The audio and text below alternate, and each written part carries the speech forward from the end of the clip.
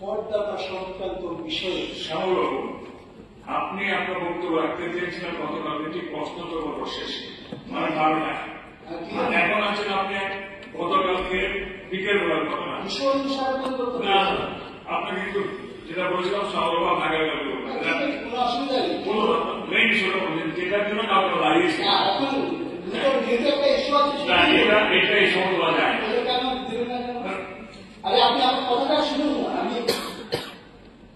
আমি কি বলছেন আমার কথাটা শুনুন। ছিল প্রশ্ন না করতে 12টার সময়, এখন বলছে গতকালকে বিকাল হয়ে যায় ঘটনা ঘটছে তারপরে সাংঘাতিক ইম্পর্টেন্ট নাকি গতকালকে আপনার 12টার ইম্পর্টেন্স হারিয়ে গিয়ে সেটা আছে কোনো অসুবিধা নেই। বলুন এখন যেটা বলছি সেটা একটু শুনুন না। শুনুন বলুন। উনি যখন একজন করদাতা সম্পর্কে বলছিলেন তখন পরিষদের মন্ত্রী উনি দীর্ঘদিন সম্মানিত, উনি বুঝেন সবকিছু, কিন্তু এই বিষয়ে উত্তেজিত হয়ে উনি বললেন এটার মধ্য দিয়ে জিতেনবাবু আপনি আপনার জাত ছিনিয়েছেন। না সঠিক না, আমি বলছি আপনি শুনুন, বলুন জাত ছিনিয়েছেন শুনুন, সেটা পরের বিষয়, সেটা পরের বিষয়, এটা অনেক পরে উনি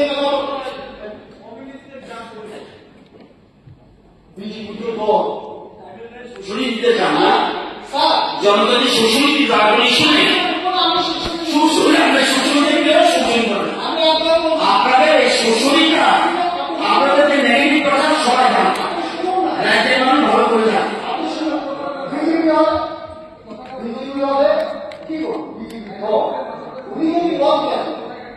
যে জিতেনবাবু আপনি আপনার দলের মানসিকতা বুঝিয়ে সেটা ছিল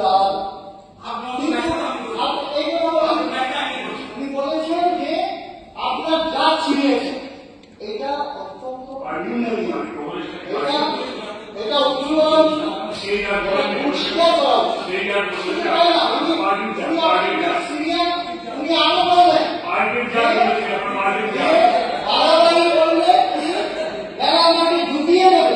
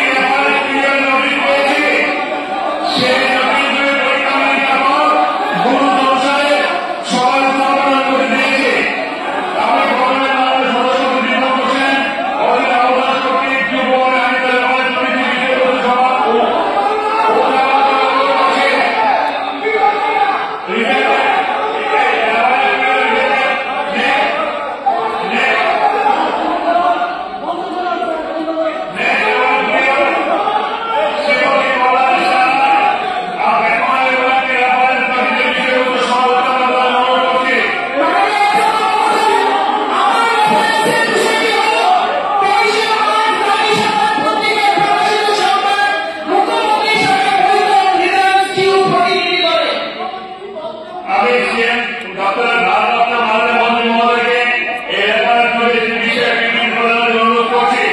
যদি তিনি আজ বিবৃতি দিতে প্রস্তুত না থাকেন তবে সময় দিতে পারেন এবং পরে কবে তিনি বিবৃতি পাবেন সেটা অনুরোধ করে জানাবেন।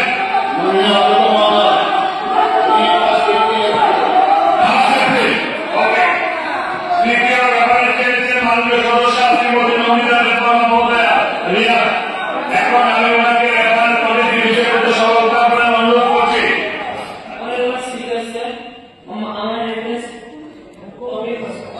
25 মার্চ সন্ধ্যা 5টায় প্রকাশিত সংবাদ লেখকরা ডিজিটাল প্রণালীর মাধ্যমে